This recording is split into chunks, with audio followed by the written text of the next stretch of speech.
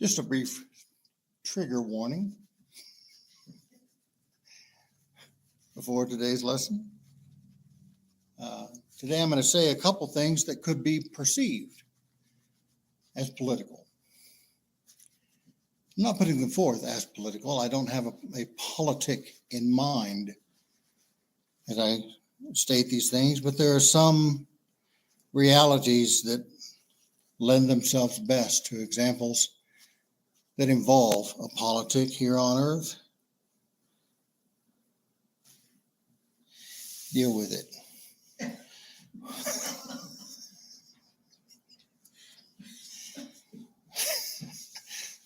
So what should I say about persecution? My first thought today was to talk about the persecution of the Christians in the first century, and then to compare that with the level of persecution that we endure in the 21st century.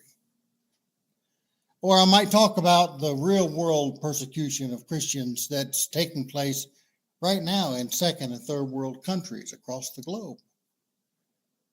After all, according to the research of the Gordon Conwell Theological Seminary, of the 70 million Christians who have been martyred in the history of the church, 1 million of them were martyred in the last 10 years alone.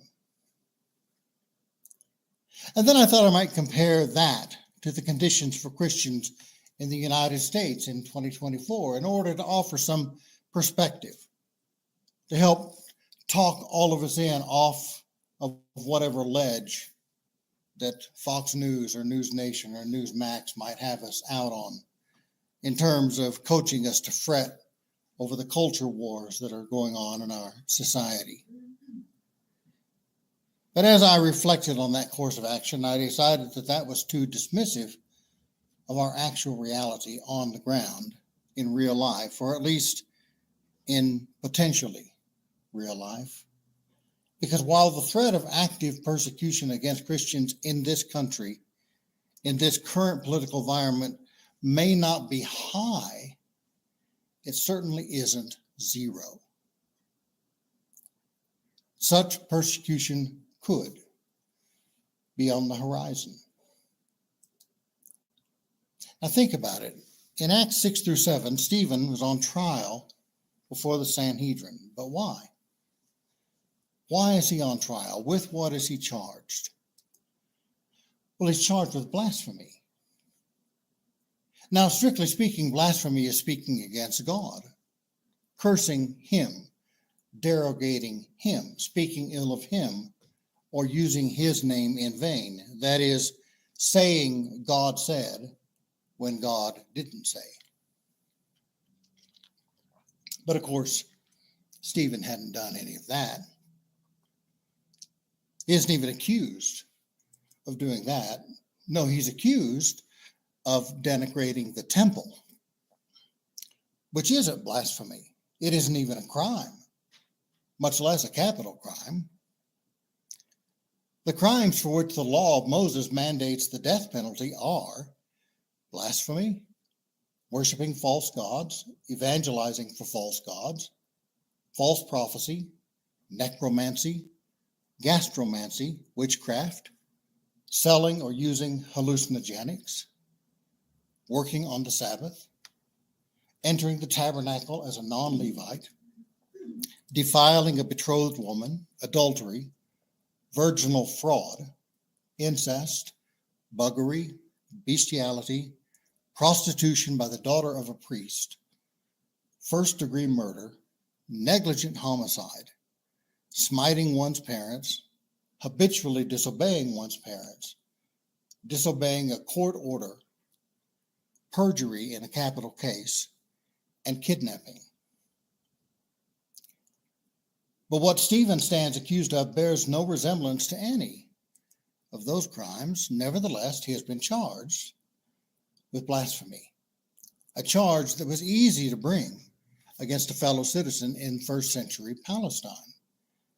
Because all you had to do to substantiate the charge was to allege that you were offended by something that the accused had said on behalf of God. you were offended on behalf of God.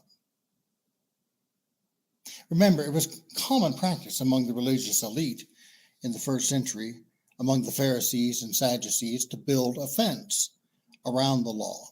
And all of you know what that means if you've ever seen the 1984 movie Footloose, starring Kevin Bacon, Laurie Singer, Diane Wiest, and John Lithgow.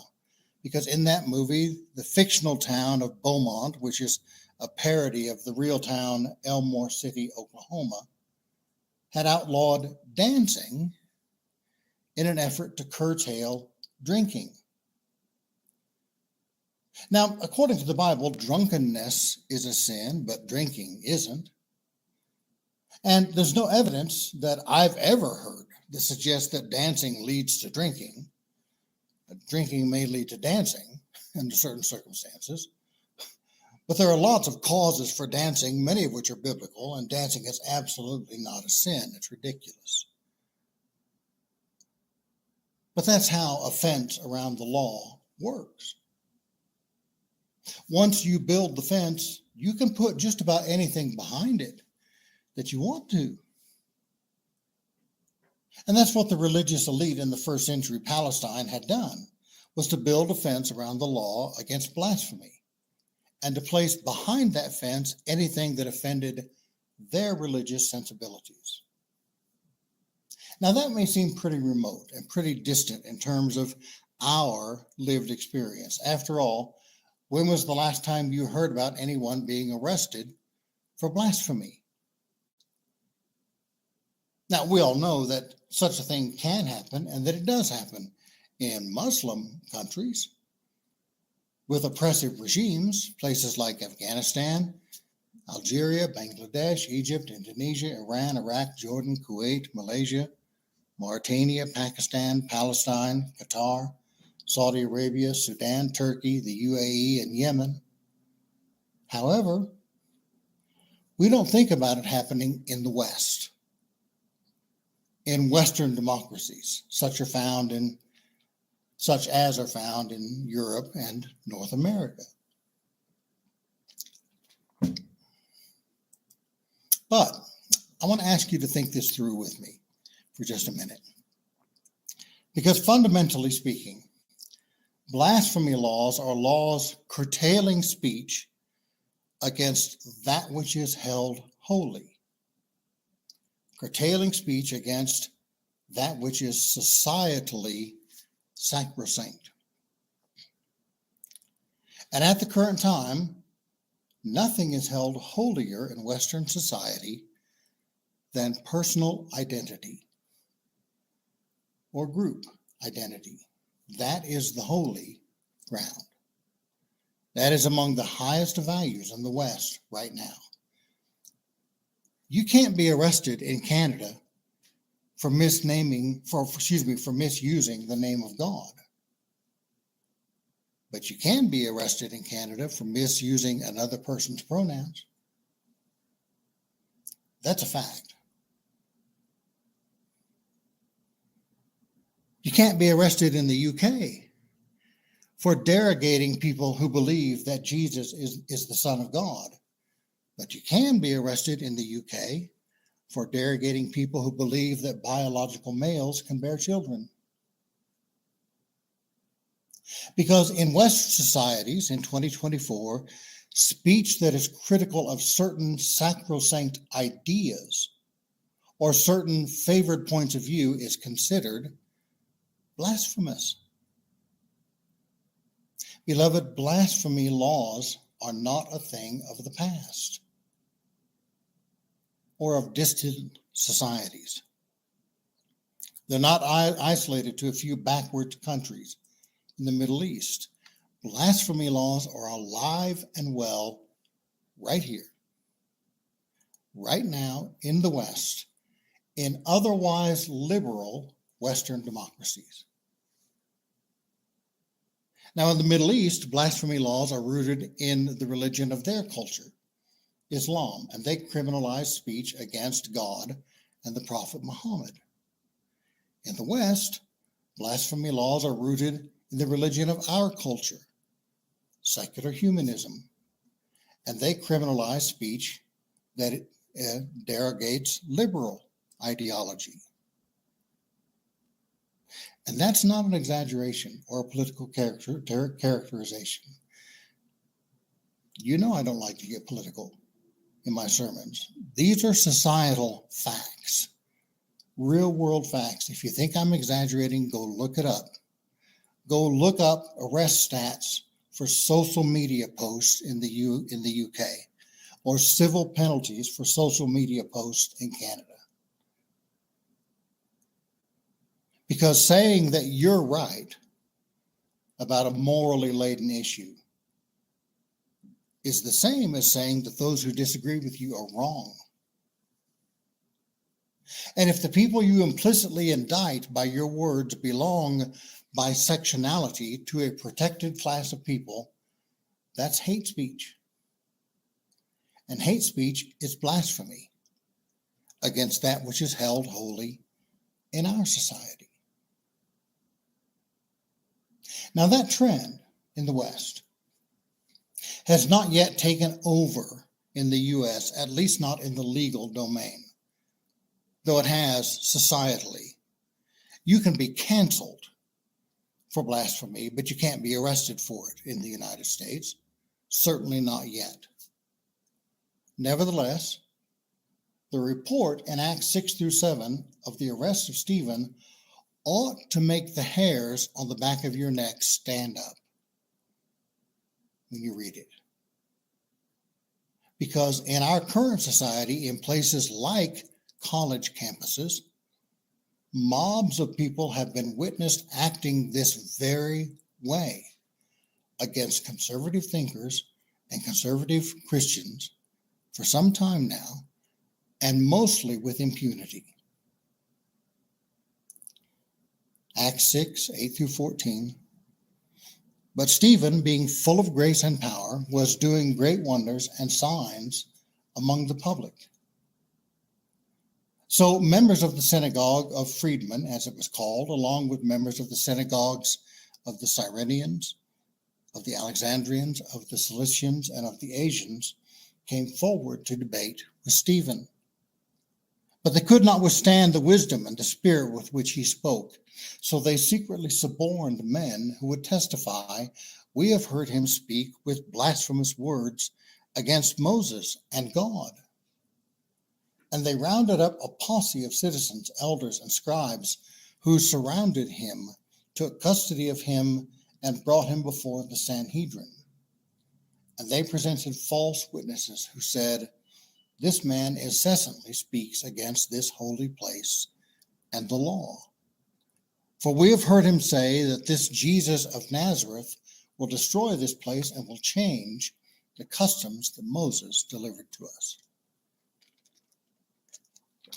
Now, as I said before, the consequences of a mob ganging up on you like this in the current environment are much less severe for us than they turned out to be for Stephen.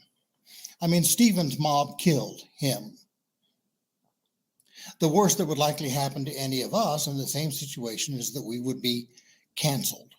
Now, being canceled isn't death, but it also isn't nothing. And it could have real life consequences, ranging from public embarrassment to being harassed online, to losing one's job, to losing a scholarship, or suffering any number of personally meaningful losses. So what does that mean? I mean, if I had preached this message 15 years ago, and I did preach a message similar to this about 15 years ago, I would have said, you couldn't get persecuted for being a Christian if you tried to. I'd have told you that if you really wanted to be persecuted for being a Christian, maybe you could try flying to Iran, climbing to the top of a minaret, and spray painting "Jesus is Lord" on the pinnacle. That'd probably do the trick. But short of that, unless you left the country, your chances of suffering any actual persecution for being a Christian was practically zero. But a lot has changed in the last 15 years. And now the situation for Christians in the United States domestically is a little bit dicier than it was 15 years ago. It isn't dire. It's just more tenuous.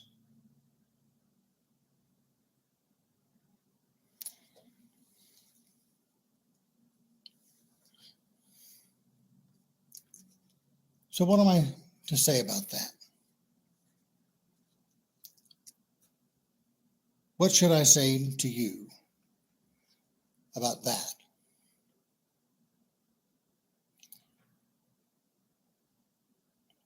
Well, I think the important first thing for me to say about that is that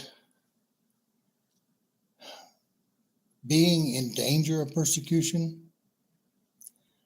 at least biblically speaking, makes me feel like things are going as planned.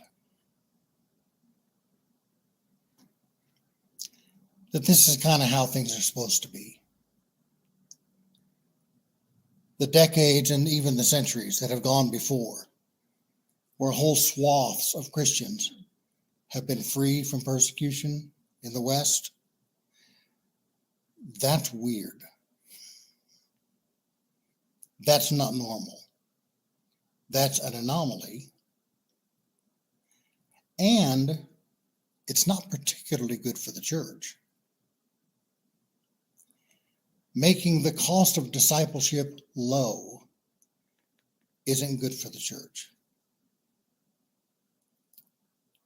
You know, it used to be that people were very, very concerned when someone said, well, I'm a Christian, and people really wanted to quiz them. Well, what kind of Christian are you? Are you a bona fide Christian? Can you pass my test of orthodoxy? Are you the right brand, the right stripe, the right flavor of Christian? But a day is coming when we won't have any instinct to question those who identify as Christian, because the cost of discipleship will have weeded out the fakers all by itself.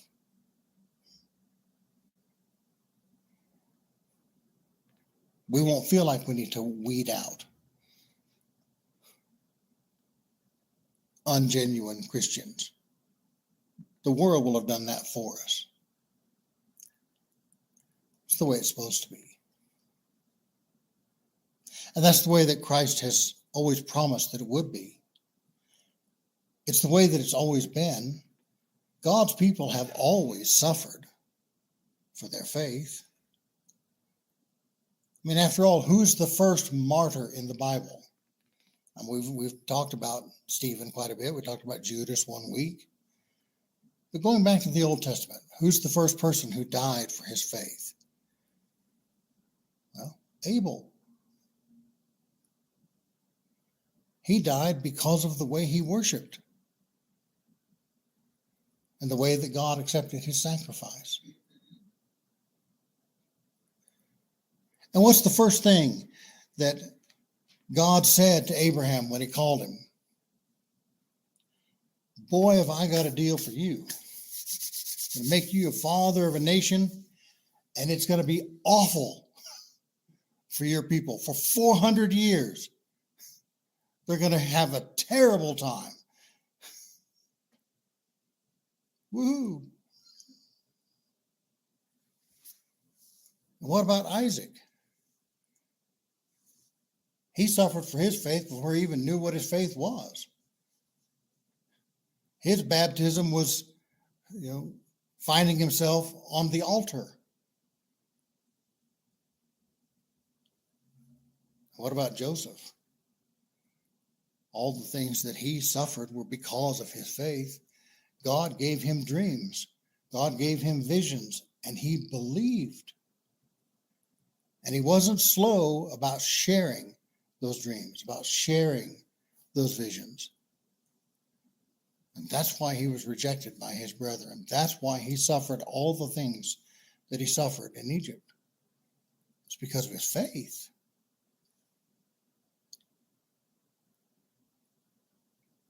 When people of faith suffer for their faith, that means things are going according to plan.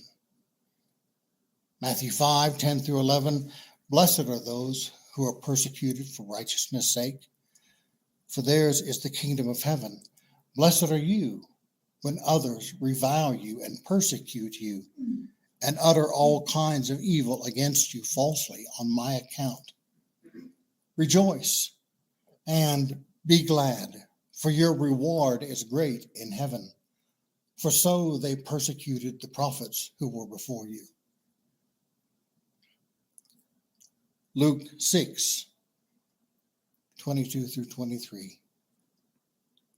Blessed are you when people hate you, and when they exclude you and revile you, and spurn your name as evil on account of the Son of Man.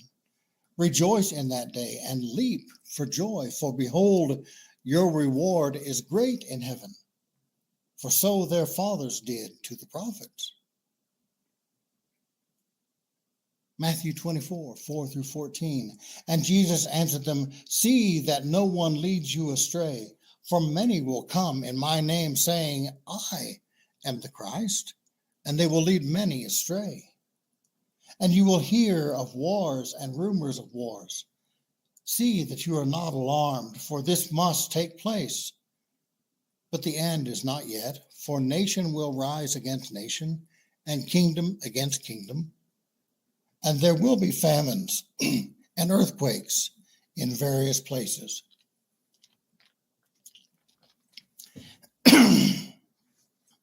All these are but the beginning of the pangs of birth. Then they will deliver you up to tribulations and put you to death, and you will be hated by all nations for my name's sake. And then many will fall away and betray one another and hate one another. And many false prophets will arise and lead many astray. And because lawlessness will be increased, the love of many will grow cold. But the one who endures to the end will be saved. And this gospel of the kingdom will be proclaimed throughout the whole world as a testimony to all nations. And then the end will come. Luke 21:10 through 19. Then he said to them, nation will rise against nation, and kingdom against kingdom. There will be great earthquakes in various places, famines and pestilence. And there will be terrors and great signs from heaven.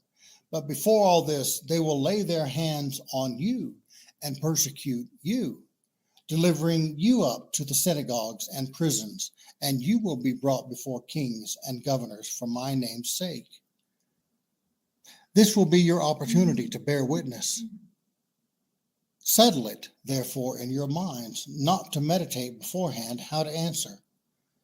For I will give you a mouth and wisdom, none of which your adversaries will be able to withstand or contradict. You will be delivered up even by parents and brothers and relatives and friends, and some of you will be put to death. You will be hated by all for my name's sake, but not a hair of your head will perish. By your endurance, you will gain your lives. 2 Timothy 3:12, indeed, all who desire to live a godly life in Christ Jesus will be persecuted. 1 Peter 4:12 through 14, beloved, do not be surprised at the fiery trial when it comes upon you to test you, as though something strange were happening to you. But rejoice insofar as you share Christ's sufferings, that you may also rejoice and be glad when his glory is revealed. If you are insulted for the name of Christ, you are blessed, because the Spirit of glory, the Spirit of God, rests upon you. But let none of you suffer as a murderer or a thief or an evildoer or as a meddler. Yet if anyone suffers as a Christian, let him not be ashamed, but let him glorify God in that name. For it is time for judgment to begin at the household of God. And if it begins with us, what will be the outcome for those who do not obey the gospel of God? And if the righteous is scarcely saved, what will become of the ungodly and the sinner? Therefore, let those who suffer according to God's will entrust their souls to a faithful Creator while doing good. Beloved, everything is just fine.